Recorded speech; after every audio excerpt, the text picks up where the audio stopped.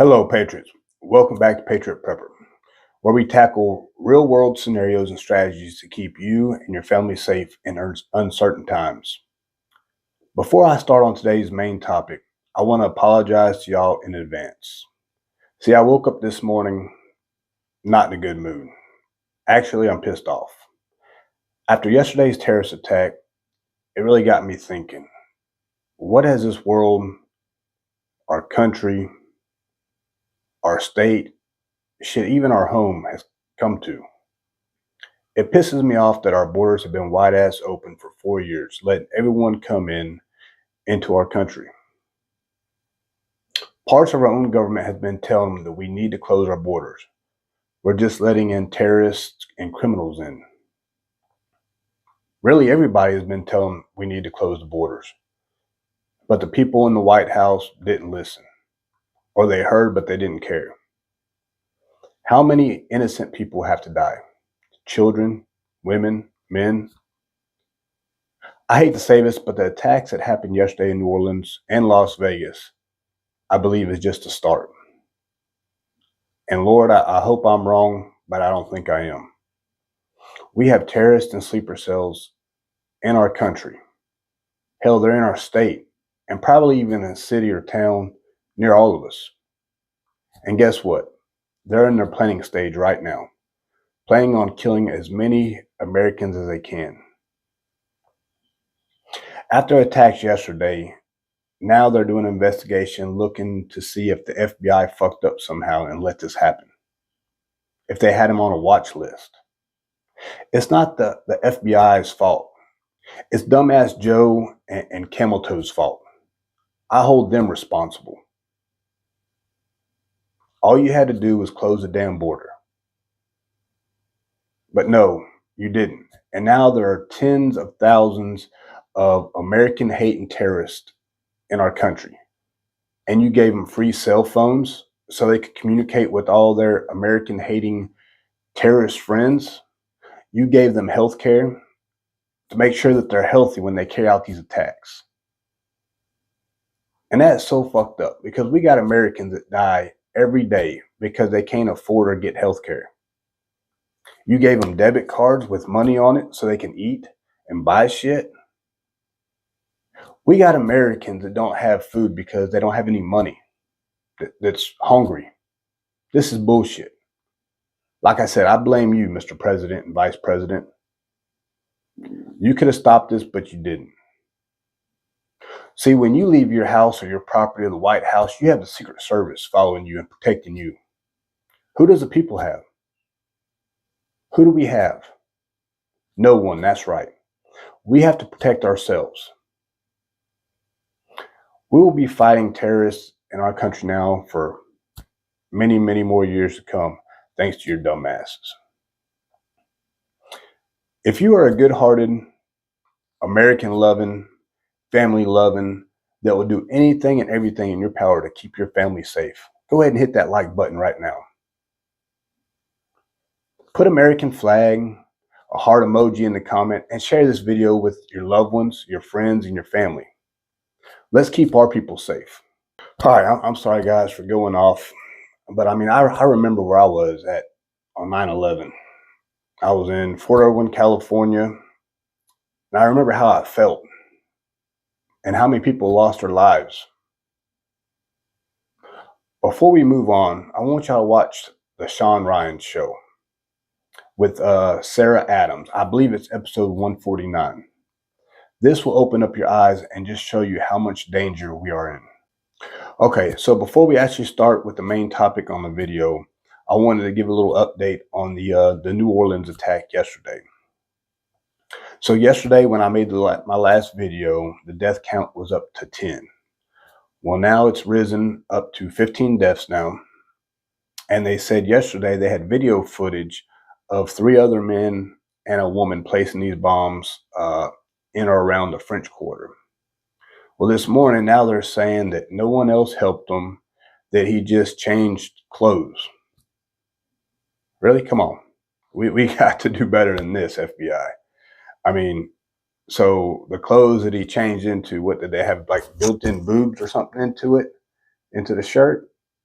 I mean, I don't see how 1 minute there could be 3 men and a woman, and then now it was just him. I honestly believe we're not being told the whole truth.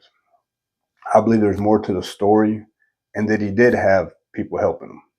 But hell, I'm not the FBI. But as of right now, that's everything that I know that has changed. All right, guys. So on today's episode, we're going to dive into a serious and critical topic: terrorism and the increasing threats to the United States. Over the past few years, our country has been faced with vulnerabilities that have escalated risk. And it's essential to understand what we're up against and how to prepare for the worst. So the current threat landscape, terrorism comes in many forms, and we need to understand the scope of these dangers. Traditional terrorism, you're looking at like bombings, shootings, and other physical attacks aimed to cause mass casualties and spread fear. Kind of like what we saw in Germany on Christmas and yesterday in New Orleans, using vehicles. So then we have cyber terrorism. This is attacks on critical infrastructure, such as power grids, financial systems, and communication networks, which could cripple our daily lives. And then there's bioterrorism, the release of harmful biological agents like viruses or toxins to spread disease and panic. And then insider threats. Individuals that's already in the country who have been radicalized and pose a significant danger.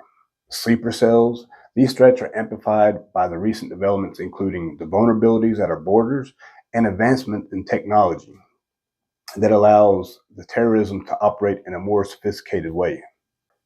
Then next, you have the border crisis and its implications over the past 4 years. We've seen our southern border left wide ass open, allowing millions of individuals to cross into our country unchecked. While many of these people that's coming over are coming to seek a better life, and we cannot ignore the fact that some could have malicious intent. Among these entering are like criminals, gang members, and potential terrorists.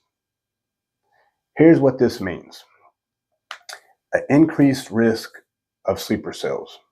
Groups are individuals who enter quietly, they blend in, and they wait for the right moment to strike. Weapon smuggling, the unchecked flow of illegal weapons and materials that they could use in an attack. And then we have strained resources. Law enforcement and border patrol stretched thin, making it harder to identify and intercept these threats. We must recognize this for what it is: a national security crisis that demands attention and action. So next, I want to talk about possible terrorist attack scenarios and how to prepare effectively. We need to understand the different forms of attack that might take place. Mass casualty events, attacks on crowded venues like shopping malls, sports arenas, transportation hubs. What we want to do, we want to try to avoid complacency in these public areas. Always identify the exits and maintain situational awareness. That is a big one. Next, cyber attacks. Could you imagine waking up with no electricity, no functioning banks, and no communication? Cyber attacks could bring our modern way of life to a grinding halt. A little tip: keep physical copies of important documents, maintain a cash reserve on you and at your house, and learn basic survival skills for living off the grid. And then along with that, you have infrastructure attacks, right? Targeting water supplies, power plants, or even major highways to disrupt daily life. Another tip on that: make sure you have an emergency water filter system, a stockpile of essentials to last during prolonged outages. And then next, we have biological or chemical attacks: the deliberate spread of disease or the use of toxins to cause mass illness or fear. On this, you want to build a medical kit that includes masks, gloves, and basic decontamination supplies: bleach, soap, water. And then it's also important to recognize warning signs. Being alert to potential threats is crucial. Some things you want to watch out for: suspicious behavior, individuals acting nervous, filming sensitive locations, or asking unusual questions, abandoning items, unattended backpacks, suitcases, or packages left in public areas, and then online activity, radical posts or recruitment attempts on social media platforms. If you see something like this, we need to report it.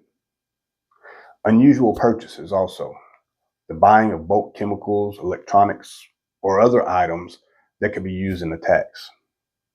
If you see something, say something. It's better to be overcautious than ignore a real threat. See, guys, the importance of preparedness and preparation isn't about living in fear. It's about being ready for whatever comes your way. So here are some things that you and your family could do to help you in these situations. 1, develop a plan with your family for various scenarios, include evacuation routes and meeting points. Take self-defense classes.